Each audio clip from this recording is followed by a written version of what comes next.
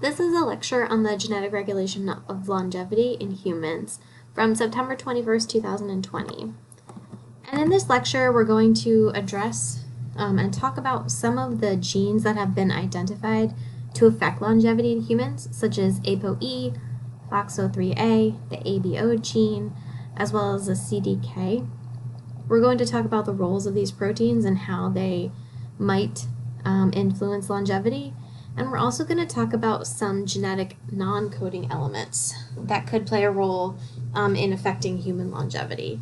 And we're going to identify some similarities between these identified genes, as well as the genes we've already talked about that have been implicated in longevity in the genetic model organisms. And so, as we've already discussed, genetics do play some role in human longevity. We know that most of aging and longevity is kind of random and affected by the environment at a high rate. But there are genetics at play, and human mortality rates can be affected by genetic factors. And one study that illustrates this is a study that was conducted in the early 1900s. And it looks at age-specific death rates by gender in 1900 between the siblings of long-lived people, or centenarians, people who lived to 100 years old, and just the general mortality rates of people in 1900. So it compared the siblings of long-lived people to just kind of the general population. And what you'll notice is that whether the siblings are male or female, these darker blue and darker red lines show a decreased death rate compared to the rest of the population in 1900.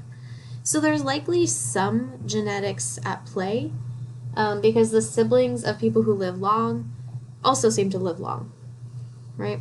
And so these studies in siblings and twins of long-lived humans seem to indicate that there's a genetic component to longevity and aging. But understanding what the genetic component is really difficult, and there are a couple reasons for that. The first is that mammalian genes tend to be highly pleiotropic. And as we've talked about before in this course, pleiotropy is the idea that one single gene can cause many phenotypes. And many mammalian genes are pleiotropic, with a lot of phenotypes resulting from a single gene. Additionally, aging and longevity are what are known as complex traits, or they're traits that are derived not just from one gene, but from a combination of multiple genes working together and to create these highly variable phenotypes. And so another complex trait is height, right? And so there are many different heights and many different genes contributing to how tall or short an individual is. And so it's hard to identify all of these genes as well as the interactions between them that lead to longevity and aging. Additionally, there's this idea that all of the other genes that are not directly involved in aging can still play a role in the phenotype ultimately seen. And that's what's known as your genetic background, right? So all of the other genes not directly involved, but that are just within your genome, can influence the phenotype, your phenotypes relating to aging and longevity as well. And as we've already talked about, the environment can play a huge role. And no two humans really experience the same environmental conditions throughout their life. And so all of these things, the pleiotropy of mammalian genes, the fact that aging is a complex trait, the fact that your genetic background as a human can influence the phenotypes of genes that might be involved in aging, as well as the fact that there is a whole environmental component to think about, make understanding the genetics of aging and longevity really hard. But we can try to understand the genetics of aging and longevity, and we can try to identify components that are involved. And one way that we typically do this is by using a technique called GWAS, or Genome-Wide Association Studies. They allow us to study aging and longevity as well as other complex traits. And the way that GWAS works is by sequencing the genomes of many people who have the trait that we're interested in, as well as kind of controls. And so usually when we think about aging, this would be a group of people who are older, and then a group of people who are younger. And then from these many, many human genomes, we can identify variants between the two, or what are known as single nucleotide polymorphisms, or SNPs, that vary between the normal population and people who are like long-lived, or who can live to up to 100 years old.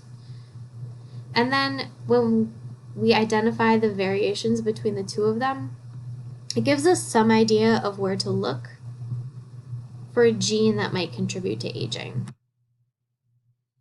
We can make associations between the SNPs, or the variants between long-lived people and the normal population, and look on the chromosome onto areas of the chromosome where there might be genes that are involved in aging. And what's important to remember about GWAS is that it doesn't actually identify the genes involved. It just gives us an idea of where to look for genes that might contribute.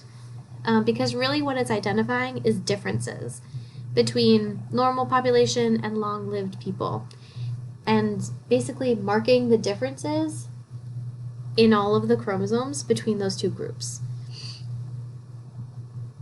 But those differences are just giving us sort of a rough idea of where we should start looking to find a gene that might be involved.